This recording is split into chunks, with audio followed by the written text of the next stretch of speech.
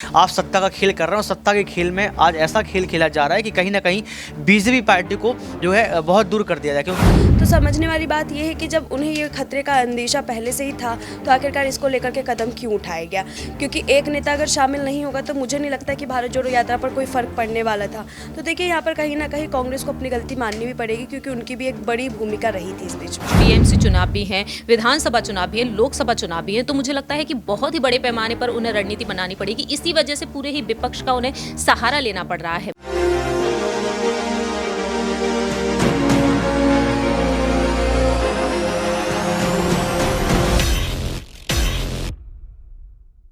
राहुल गांधी के इस बार सपने काफ़ी बड़े हो चुके हैं। राहुल गांधी के सपने इस बार ये कह रहे हैं कि कांग्रेस पार्टी ही एक ऐसी पार्टी होगी जो भारतीय जनता पार्टी को सीधा सीधा हार का सामना कराएगी। अब ये उनका कॉन्फिडेंस है कि ओवर कॉन्फिडेंस ये तो आने वाले लोकसभा चुनाव 2024 ही इस बात का सबूत दे पाएंगे कि क्या पीएम मोदी को सीधा चैलेंज जो राहुल गांधी दे रहे हैं, क्या सीधी हार दे पाएंगे या उसमें बड़े बड़े नेताओं की बहुत बड़ी भूमिकाएं रहेंगी। हम आपको बताए थे पिछली रिपोर्ट के माध्यम से कि राहुल गांधी को जब प्रधानमंत्री बनाने की बात आ रही है और लोकसभा चुनाव के लेकर चर्चाएं हो रही है, तो लोकसभा सीटों को लेकर भी चर्चाएं होनी चाहिए। हमने 4 राज्य ऐसे बताए थे कि अगर आपने वो जीत लिए, उनमें से अगर 70 to 80% वोट आपके खाते में आ गए तो लगभग आपका जो जीत का रास्ता है वो तय हो जाएगा। जिसमें हमने बात करी थी बिहार की 40 सीटों की, पश्चिम बंगाल की 42 सीटों की, महाराष्ट्र की 48 सीटों की और साथ ही साथ उत्तर प्रदेश की 80 लोकसभा सीटों की। उत्तर प्रदेश में भाजपा की सरकार है, पश्चिम बंगाल में ममता की सरकार है और बिहार की तरफ जाते हैं तो नीतीश मिलते हैं और यहाँ पर आते हैं महाराष्ट्र में तो शिंदे फडणवीस की सरकार चल रही है। लेकिन आज सुबह सबसे ज़्यादा जो सियासत गरमा चुकी है वो इस वजह से क्योंकि संजय राउत ने दावा किया कि 48 में से 38 लोकसभा सीटें एमवीए का गठबंधन जीतेगा। ये बहुत बड़ा दावा है। पिछली बार जो आंकड़े थे वो 40 के करीब भारतीय जनता पार्टी के गठबंधन के समर्थन में थे। लेकिन शरद पवार को लेकर अब चर्चाएं शुरू हो चुकी हैं। शरद पवार ने बहुत विनती करी, बहुत विचार विमर्श किया कि कैसे राहुल गांधी को आगे बढ़ाया जाए। कांग्रेस को तोड़कर कभी अपनी एनसीपी पार्टी बनाने वाले शरद पवार आज राहुल गांधी पर मेहरबान नजर आ रहे हैं। अब शरद पवार की उम्र हो चुकी है, उतनी जनसभाओं में सक्रियता नहीं दिखाते, लेकिन फिर भी एनसीपी के सुप्रीमो के तौर पर जाने जाते हैं और लगभग हर बैठकों में शामिल होने की पूरी कोशिश करते हैं। बीते दिनों खबरें भी आई थी कि बीमार थे लेकिन डॉक्टरों की टीम को लेकर ही वो बैठक करने चले गए ताकि डॉक्टर उनके साथ रहें और उनकी बीमारी हजारी पर सारा ध्यान रखें। तो शरद पवार जब इतनी मेहनत कर सकते हैं तो राहुल क्यों नहीं। राहुल को लेकर उनको जो पहला बयान सामने आया, उन्होंने कहा कि राहुल ने अब अपने आप को साबित कर दिया है कि वो मेहनत कर सकते हैं, उनकी विचारधारा बदल चुकी है, जनता के प्रति फैसले लेंगे, जनता को कोई ठेस ना पहुंचे ऐसे फैसले भी नहीं लेंगे। तो ये सारी बातें यहाँ पर शरद पवार के द्वारा की जा रही हैं। लेकिन राहुल गांधी क्या खुद तैयार हैं, ये सबसे बड़ा सवाल है। शरद पवार राहुल गांधी को प्रधानमंत्री पद पर देखना चाहते हैं। राष्ट्रपति और उपराष्ट्रपति चुनाव हुए, उसमें शरद पवार की बहुत बड़ी भूमिका थी। शरद पवार ने ही कैंडिडेट के नाम को आगे किया, चाहे यहाँ पर यशवंत सिन्हा की बात कर ले या फिर यहाँ पर तमाम उपराष्ट्रपति कैंडिडेट की बात कर ले। शरद पवार की रणनीतियां वहां पर फेल होती नजर आई। लेकिन एक बार फिर से विपक्षी एकता को साबित करने के लिए शरद पवार ने हुंकार भर दी है। लेकिन क्या इस बार सोनिया के बेटे राहुल गांधी को प्रधानमंत्री पद तक का सफर तय करा पाएंगे या नहीं, ये बहुत बड़ा सवाल है। तो सीधा सवालों को यहाँ पर चालू करते हैं। सत्ता के खेल के इस खेल में किस तरीके से राजनीति का रुख बदलता नजर आएगा। क्या आपको लगता है ऋतिक, यहाँ पर जो शरद पवार की रणनीतियां कह रही हैं, राहुल गांधी को क्या कभी पीएम तक का सफर तय करा पाएंगे? सबसे कम उम्र के महाराष्ट्र के मुख्यमंत्री रहे शरद पवार,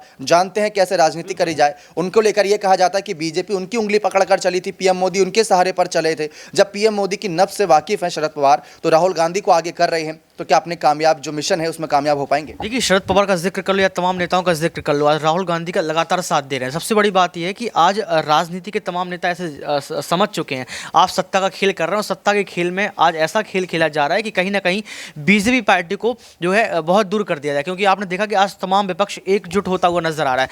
आप शरद पवार का जिक्र कर रहे हैं, शरद पवार चाहते हैं कि राहुल गांधी आगे आए और तमाम देश की जनता भी यही चाहती है। आप ये देखिए, कल जब राहुल गांधी की भारत जोड़ो यात्रा में उनके सांसद जो रहे उनका निधन हो जाता तो गोदी मीडिया ने क्या चलाया, उन्होंने चलाया कि राहुल गांधी की भारत जोड़ो यात्रा में हुआ निधन।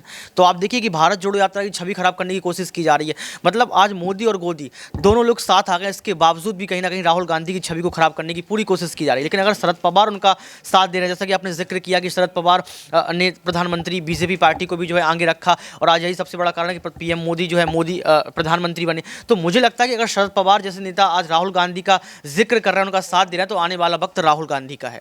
आने वाला वक्त राहुल गांधी का है और आने वाले वक्त में ज़्यादा इंतजार भी नहीं है। 2024 का लोकसभा चुनाव मिड में ही होता नजर आएगा। इसी चुनावी चर्चा को लेकर आगे बढ़ाते हैं। क्रांति सीधा सवाल रहेगा कि जिस तरीके से राहुल गांधी खुद को लेकर कई ऐलान कर रहे हैं, जैसा कि यहाँ पर ऋतिक ने कहा कि उनकी यात्रा के दौरान एक खास नेता का, जिन्होंने मोदी लहर के बीच अपना गढ़ बचाया था, उनका निधन हो गया।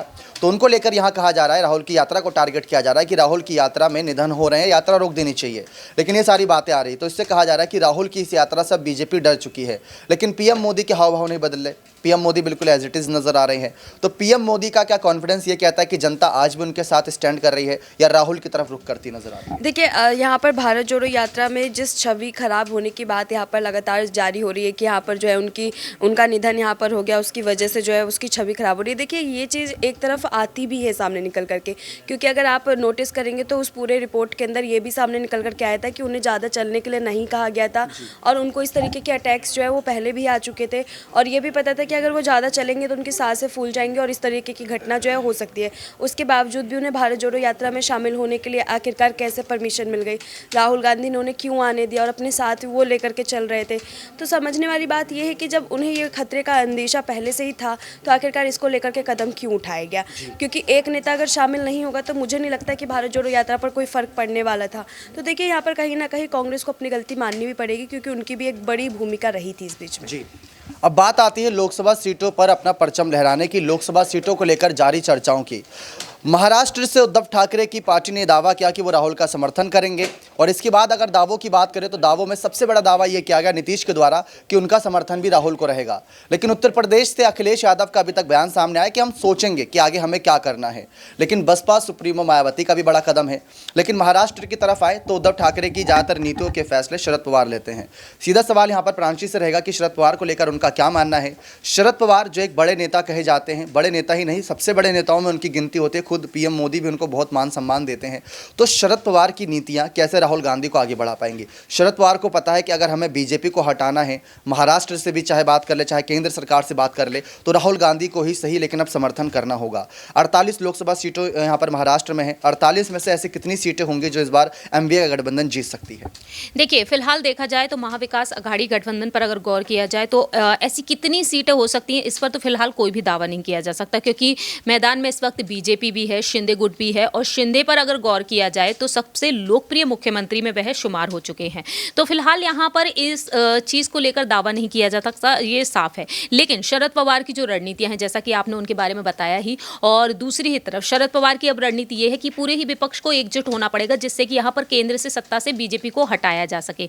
लेकिन यहाँ पर सबसे बड़ी चुनौती ये भी है कि बीजेपी उनके गढ़ पे भी सेंधमारी करने के लिए आगे आ चुकी है। बारामती से सांसद उनकी बेटी सुप्रिया सुले हैं। तो ऐसे में शरद पवार के लिए रणनीतियां बनाना काफी तौर पर देखा जाए तो कठिन भी माना जा सकता है, क्योंकि बीजेपी जिस तरीके से हर एक राज्य में अपना परचम लहराती हुई नजर आ रही है और ऐसे में बारामती पर जिस तरीके से अब उन्होंने निशाना साध लिया है, तो कहीं ना कहीं शरद पवार के लिए एक सबसे बड़ा टारगेट यही हो चुका है कि बारामती को कैसे अपनी ही तरफ रखना है। और दूसरी ही तरफ यहाँ पर बीएमसी चुनाव भी हैं, विधानसभा चुनाव भी है, लोकसभा चुनाव भी है। तो मुझे लगता है कि बहुत ही बड़े पैमाने पर उन्हें रणनीति बनानी पड़ेगी। इसी वजह से पूरे ही विपक्ष का उन्हें सहारा लेना पड़ रहा है। और इस तरह से देखा जाए तो कहीं ना कहीं राहुल गांधी तो उनके साथ है ही, लेकिन यहाँ पर बात आती है सपा प्रमुख अखिलेश यादव को लेकर, क्योंकि यूपी की सियासत में हम देख रहे हैं समाजवादी पार्टी एक अलग तरीके से चलती हुई नजर आ रही है। साथ ही साथ बसपा सुप्रीमो मायावती भी, सभी यहाँ पर अकेले उतरना चाहते हैं। तो मजबूत दावेदारी को पेश करने के लिए शरद पवार को थोड़ी सी मशक्कत करनी पड़ेगी, वो भी यूपी को लेकर।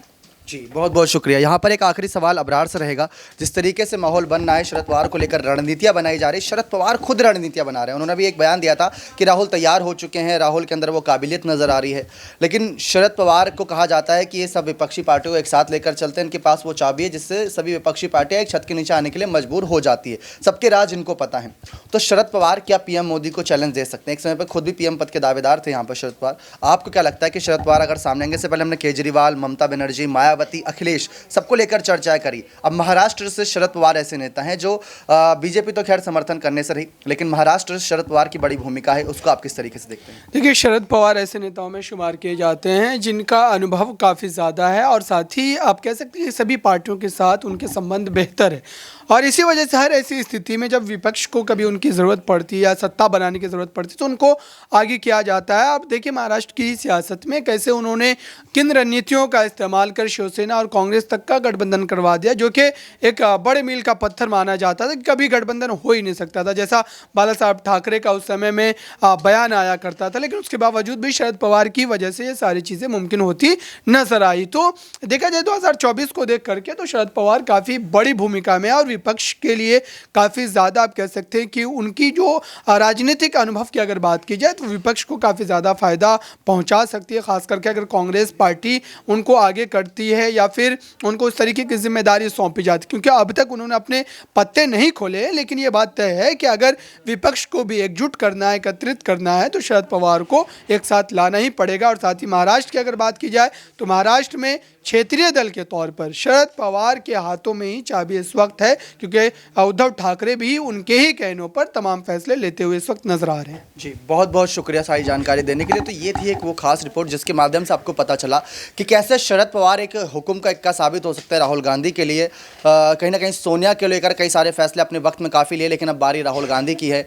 राहुल गांधी क्या खुद इस बात का इंतजार कर रहे हैं कि विपक्षी एकता उनका खुद समर्थन करे या राहुल जाकर उनके सामने मदद मांगते नजर आए। खैर, मल्लिकार्जुन खड़गे ने 30 तारीख को 21 बड़े पार्टियों के नेताओं को आमंत्रण पत्र भेजा। आप देखते हैं उसमें से कितने नेता शामिल होंगे जहां से विपक्षी एकता का संदेश जाता नजर आएगा। लेकिन अब देखते हैं राहुल गांधी का लोकसभा चुनाव तक का सफर और वहां से प्रधानमंत्री पद तक का सफर कितना शानदार रहता है। अगर जीतते हैं या हारते हैं तब भी क्या उनका फैसला रहता है। बने रहिए चैनल के साथ, ऐसी और तमाम जानकारी के लिए बहुत बहुत धन्यवाद।